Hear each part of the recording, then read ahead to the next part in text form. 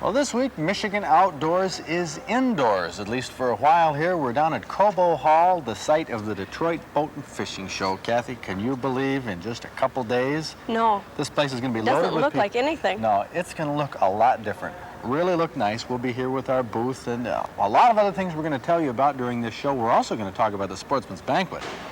Boy, we had a party Saturday night, didn't we? 715 people. Oh, it was great. Master anglers, big buck winners, we're going to tell you about that. But the reason we're here right now is we have to get a recipe started. I have a great one. Okay. Okay, this is from our Club Digest Venison Barbecue, and we're going to get this prepared because it takes a while in the crock pot. Why don't you open that up, Kath? Okay, now you have the crock pot on high. Right. What you have to do is start with some venison. This is venison here that has previously been cooked. You want it so it just falls apart. This is real flaky. And this could be almost any type of venison meat. Of course, I always recommend you trim all the fat off. That's what makes the difference. You can see that that's been cooked and it's done. But it's not done for us. No, not We'll yet. dump those in. There's a couple, 2 onions which have been chopped up. We're going to make a venison barbecue that won't quit here. Let's see, what do we do for our seasoning salt? We take any type of seasoning salt and we put in... 2 teaspoons. Okay, 2 teaspoons. I'm using a tablespoon, so you know how much I put in? Right, that looks good to me. Yeah, about 2/3. 3 teaspoons to a tablespoon. And how much of the... I'd put about a tablespoon and a half of that in. Okay, let's see what the recipe calls for. There's 1.5 tablespoons. See what we have in here, what we've used before. Yeah, but that was a smaller batch Yeah, there, 4 too. teaspoons. So that would Okay. be about right. And 2 cups of water. Mmm.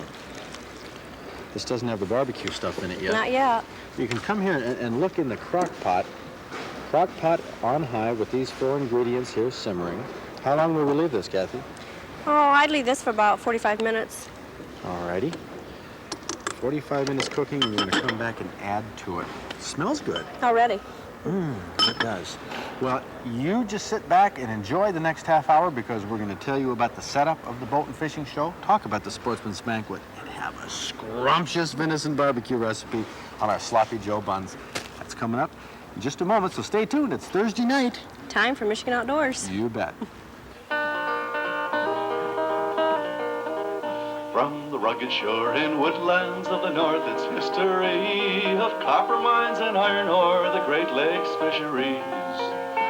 To the farmlands of the southern counties, we'll look around again at all that waits the sportsman in the state of Michigan. And sometimes when the moon brings out the diamonds and the snow, and the stillness of the forest lies encased in Arctic fold, the wind might whisper through the trees, listen if you can, it tells you of the beauty in the state of Michigan. Thank you. Thank you. Danny.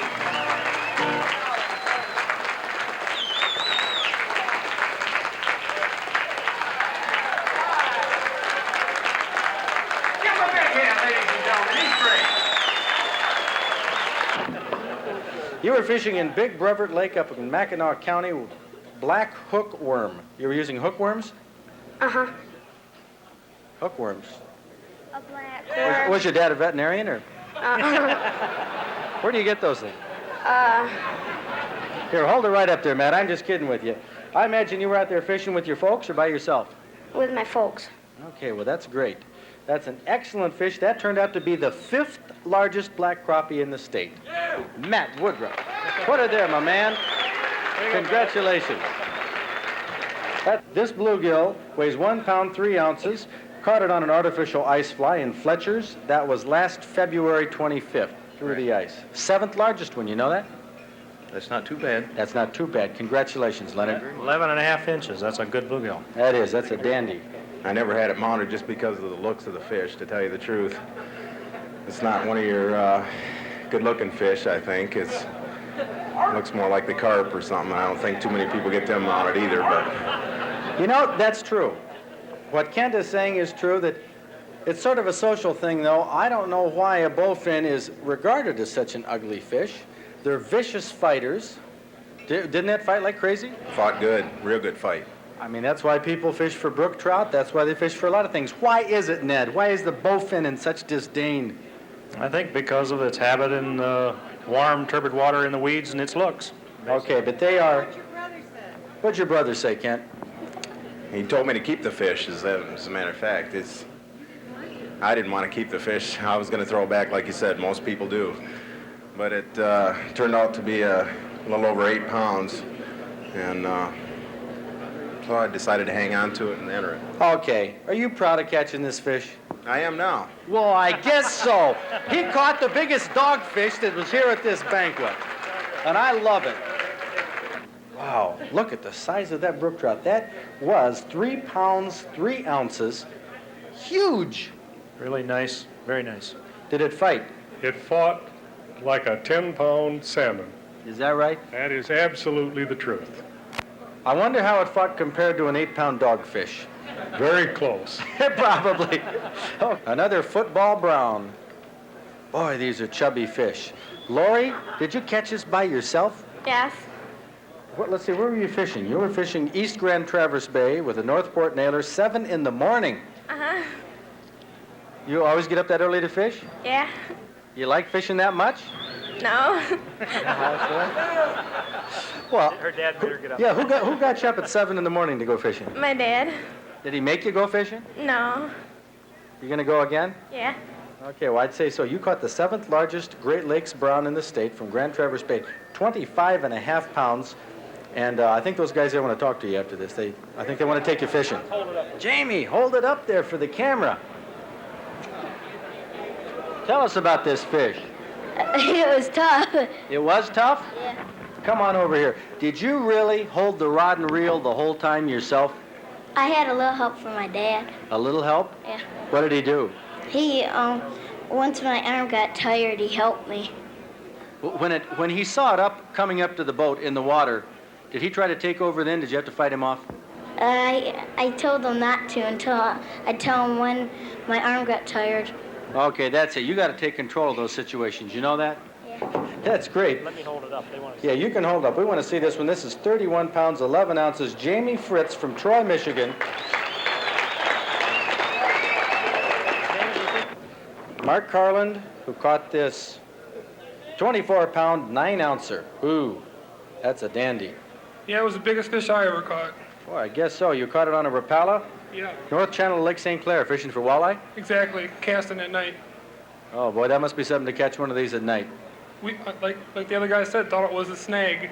Huh. And then all of a sudden I felt, ooh, I said, oh, it's not a snag. Did it jump at all, take you out of the water? Just once. Just once? That's when the havoc began, because it was at night. We saw it come out of the water, and we said, well, do we have a gaff? Because we were fishing on a 16-foot bass boat, and we were fishing for walleyes. This fish stretched all the way across our boat that we were fishing from. How'd you get it in the boat? My buddy gaffed it. One buddy holding the light, the other guy holding the gaff, and I was holding the pole. It took a team. Super. Great story. Mark Carland, that's what it's like to catch a 24.5-pound muskie at night. Where's the fish? It's up at Snow's Channel in Muskie Bay. What do I you left mean? it up there. You mean you let it go? No, I got it. It's mounted up there. Oh, okay. I was going to say, he caught the 3rd largest Great Lakes muskie, and tell us how big it was. I think it was 52 inches. I've only fished twice in my life. That was the second time. What? 35 pounds, 8 ounces. Not bad for the second time in your life. I really owe it to my wife. She was screaming I was spilling her coffee in the boat. She said, you know, you're spilling my coffee. I said, what can I do? We're riding a boat. She said, well, you didn't spill it yesterday. I said, yesterday we trolled. That was the first time we fished. She said, well, troll again. I went, and 5 minutes later I had a fish on the line. And that was the one. First deer you killed with a bow? Yes. Well, that's outstanding. This looks to be the #1 bow-killed buck for 1983. It had to make commemorative bucks. Probably. Does it make Pope and Young? Yes, it does. It does. Super. How many points? 13. Congratulations. Okay, that's Don Sharp. That's the biggest bow-killed buck of the year. Oh, is right. Who is this? Mitch Rompala. Mitch, let me get in between you two guys here. Mitch, hold that baby up there. What in the world do we have? Is this close to a state record or what? Well, no, it's not a state record. I think that's held by Gary Hall, but he's second place. He's 161. He just missed Boone and Crockett by a mere 9 points. 9 points? Yeah. Nothing you could do about that. Well, I'd like to done it for him, but we just couldn't squeeze it out. Yeah, well, that's great. Mitch Rompala from Traverse City? Yes. Hey, I'm glad you're down here. I'm sure people all around the place this evening were admiring that buck of yours. Thank you. That's terrific. This is his deer this year, by the way. That hasn't Holy been measured yet. cow. This one hasn't. How are you going to measure a deer like that? Well, that won't be that. Look at that. Weird, isn't it? It is weird. I'll tell you. How do you get deer like this? Lucky. Just lots to do with luck. And I've got a lot of people. I live in Clare, and both of these come from Livingston County. What? You come south to deer hunt? I come south to gun hunt. I bow hunt up north, but I gun hunt down here. Why? Just for the racks or for the size racks, of the deer? yes. I got a brother that lives down here, and I get quite a bit of feedback on deer down here for gun hunting. Well, I have never seen a rack quite like this. Neither have I. Wonder what would cause that. Any idea what would cause this, Joe? Cause that? No, that's normal. That's good genetic stuff. I mean, it's heavy beamed. That's normal. Not for me. You know what's normal for me? Well, wait. We're talking brow tines only. Seems to be what I major in. Yeah, it could be, but that's one heck of a heavy rack. That deer had no teeth. This deer had no teeth? No teeth left in his, none. I wonder what it It's ate. old. Must have ate rocks. That's Right. all I rocks. Who knows? Well, that one hasn't been measured yet, but this is the all-time muzzle loader record for Michigan. Right. John Eberhard? 54 caliber. Congratulations, John. Thank you, Fred. Love seeing deer like this. So do I. Makes my heart thump. Oh. Second place typical. Boy, a deer like that can get second place. Michigan grows some big bucks. How about that? Jim Corwin. Where you from, Jim? Jackson. Great. Is it get that around home? Yep. Jackson. Terrific. Boy, you Southern Michigan bucks can't beat them. The best one last year, in 1982, with a score of 152, taken in Washtenaw County. Whoa, look at this. Janet, Right. are you a dyed-in-the-wool hunter? No. No? It wasn't your first time out, was it? Yes, it was. Oh, Well, I hunted the day before, but I didn't see nothing. and this was with a firearm in Southern Michigan. Single shot, 20 gauge. Hey, that's my kind of gun. Where's Garner? He gives me a lot of flack on that. Single shot, 20 gauge, and did you practice with it a lot before the season? No, just one day before. Yeah, why do we... 4 shots. Well, we just had the previous fellow up here saying the secret is spend a lot of time in the woods, pound it out there. So I'm a good shot. Yeah, so what? She's a good shot. And what is your name? Patrick Lewis, Flint. Pat from Flint. Where do you hunt? Tuscola. Boy, there's some big deer come out of there. How long you been bow hunting? 3 years. Got a deer every year? Struck out my first year, got 8 point the year before, and then this one here. All right. How many points is it? 10 point, he scored 148 and 7/8. Terrific. Well, that's outstanding. Congratulations, and thanks for coming down and bringing that. Got that all polished up there? The Sportsman's Banquet exceeded all of our expectations, didn't it, Kathy? Sure did. By count, we had about 750 people there who came, and there it seemed like hundreds of master anglers and big buck people. We went late into the evening with our live trophy report on stage, but what stories? Weren't they phenomenal? They were good. All of them were good. A lot of stories behind those fish, and right here, let's get the lid off of our recipe, which we are telling the continuing story on. This is venison barbecue. What we have in here is 2 pounds of the barbecued venison with a couple onions. What else do we add? Smells good. Seasoning salt. Mm-hmm. And I think that's all we've got in there right now. Well, seasoning salt and a couple cups of water. So go ahead and add the next ingredient. This is where it turns into a barbecue. What do we have there? Just plain ketchup. 2 cups of ketchup. We're going to add 2 cups of this ingredient that people say we never pronounce the same way twice, and we never pronounce it correctly. What is it? 2 teaspoons. Of what? That sauce. The sauce. Worcestershire, whatever we want to call it. There's 2 teaspoons goes in there, and also, how much lemon? 2. 2 teaspoons of lemon juice. Whoops! Oops. That's why you don't pour it over the top there. Why don't you take this liquid smoke, Kathy? How much of that are you going to put in? 12 drops. Okay, you count out your 12 drops. Meanwhile, I'll get the sugar. Now, I've had a problem here with this sugar, and maybe somebody out there can help me with it. We need 4 tablespoons of brown sugar, and I have it right here. There's something you can do to brown sugar when it gets this way. Put it in the oven. In the oven, you think so? I thought you put a potato or something like that in it. Is it? What do you guys think? What do you put in it? Put it in the oven. In the oven? Yeah. Well, I don't know. Some of you who might know, write me a letter. Tell me what you do with that, but I'm going to put the 4 tablespoons of brown sugar or white sugar in there. If we had just browned this venison before, we would have this cooking for maybe 3 to 4 hours up to this point, but since it had a head start, it's been in there about 45 minutes, and it'll go how much longer? 45 minutes with this on it. Okay, and we're going to come back right at the end of the program here and cook this up. But right now, Ed is somewhere out here roaming around the boats, checking in what's going on. Let's go to him right now. Well, it's hard to believe that this mess of unorganized boats will somehow be magically transformed into the boat and fishing show next week for 10 days. And you know, while you're here for those 10 days, you'll probably never think once of how these boats have gotten here, but let me tell you, it takes an awful lot of work to put them in. It takes about 5 or 6 days of work. You know, they bring these big boats in on trucks and they unload them by crane. Probably takes, I don't know, 5, 6, 7 guys, and these guys know what they're doing, unloading these boats and very carefully putting them down in their proper place. From then on, as the exhibitor, he's cleaning, polishing, making those boats just sparkle. Why? Well, only for one reason, to make it just the best boat show that you've ever seen. Of course, the purpose of the Boat and Fishing Show here is to link up you, the public, with the boat dealers across Michigan. This is the largest dealer-owned boat show in the country, and the Michigan Boating Industries Association is a non-profit organization that puts this on, so the public can come here, you can come here and see more boats than you could in an entire weekend of shopping if you went from marina to marina.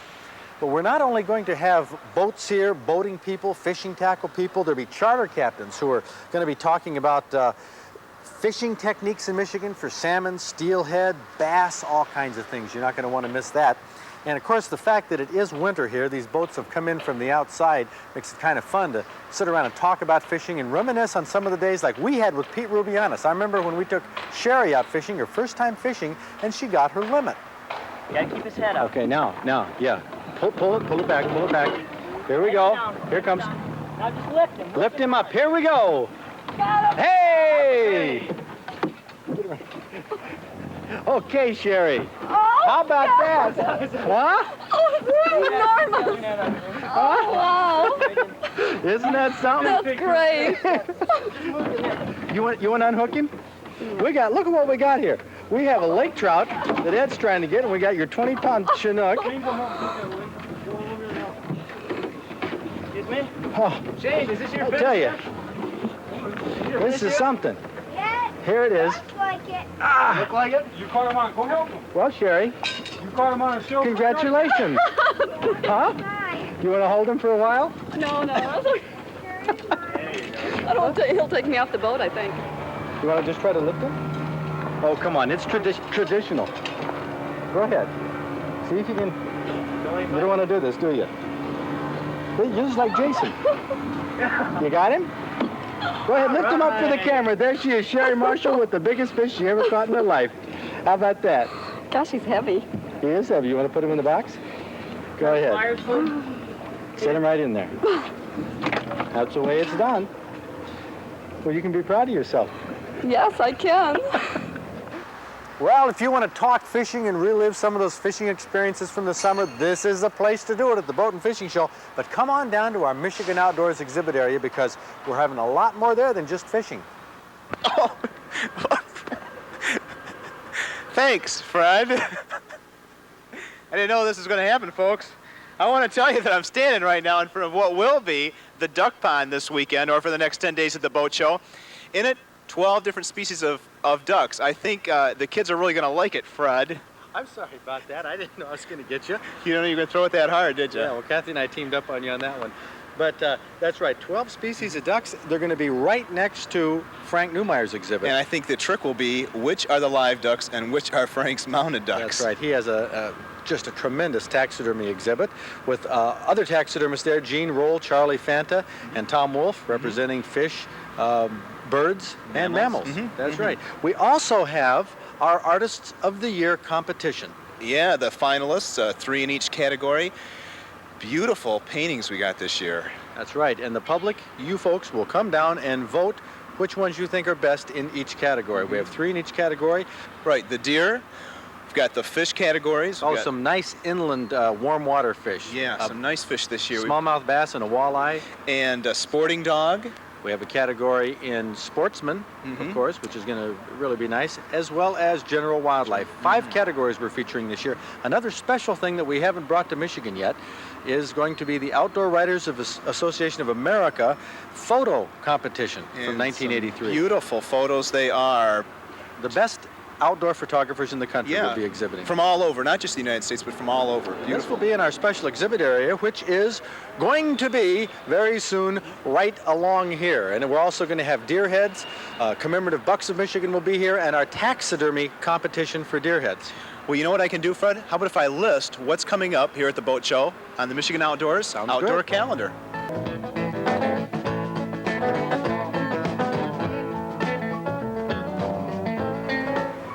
Now, I don't mean to sound too cocky about this speed casting, but I am fairly confident, and it isn't that difficult. I'm going to give you gals and guys out there some tips on how to beat me, if you think you can't.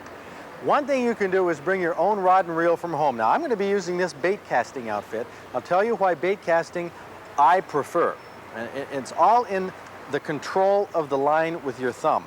Now, when you push the button on the bait casting, it's also called a free spool reel. The line will peel out.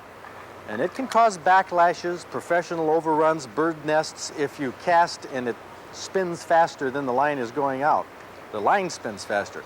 But what you do is you feather it with your thumb. You can slow it down, control it. I use that to drop the casting plug right into the target. There's another thing on the newer bait casting reels is this, not really a drag, it's an anti-backlash mechanism. You see that? It's a brake that holds the spool. I can tighten it up and stop it. So you can set it at whatever setting you want so that you don't have a backlash. I do mine on free spool. Control it all with the thumb, and this is how it works. When you do a cast, you put the handle up, you put your thumb on the side of the spool, not on the line. And I can take it and keep one right there. I dropped it right where I wanted to hit. But you have to sort of look at the target and your plug at the same time and drop it in. I don't think it's that difficult myself. I'll challenge you all. If you don't have a bait casting outfit at home, my second recommendation is a spinning reel, an open face spinning reel. Again, because you can feather the line, you can slow down the cast and drop it in the hoop. The way you do it with a spinning reel is, again, this is free spool, peeling off from the open end of the spool. What you do is you feather your finger right next to the spool like this. Now, see if you can catch how I do it. I just slow it down and I can drop it in. Now, this is more difficult. The line peels out a lot faster on an open face spinning reel and you can retrieve it quicker. That's not my first choice. Here's my last choice of all, although it's the best, easiest, simplest reel to get, especially for beginners. What you do is you push the button. This is the spin cast. Push the button, and when you do that, it'll disengage. Now watch, I'll let go and the line peels out. I push the button and it stops. Now, the same thing happens when you start to crank. It'll stop the line from peeling out. The trouble with this is you can't slow it down. You either stop it or start it, and this is why.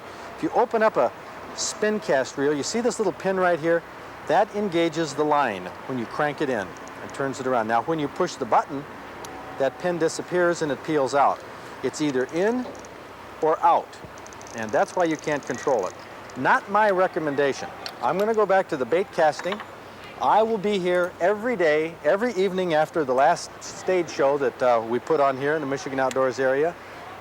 I'll take on any challengers. I'm going to take 5 sportsman's prints, Grandpa's Little Angler, and in 15 or 20 minutes, I'll give one away to everybody who can whip me, if anybody could whip me.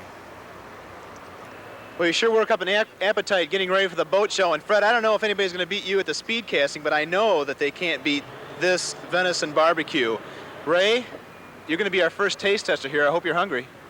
Well, I missed my lunch today, so I'm kind of looking forward to it. All right, well, Kathy's dishing it out here, and there you go. Thank you.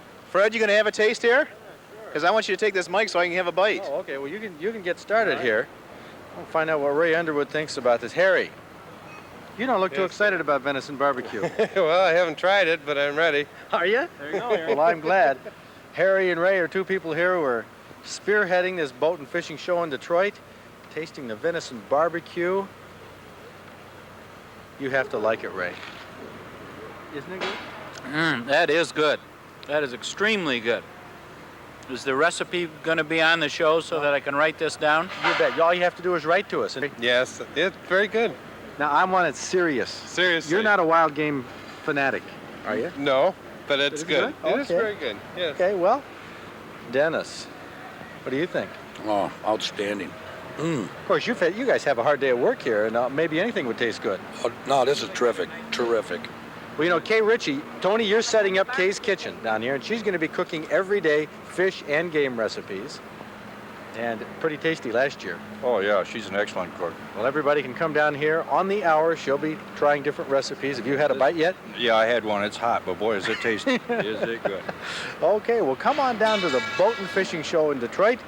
We're going to be here, the whole Michigan Outdoors staff. All of the fellas you see here who are eating right here have been working long hours to put this together. That does look good, Kathy. It does.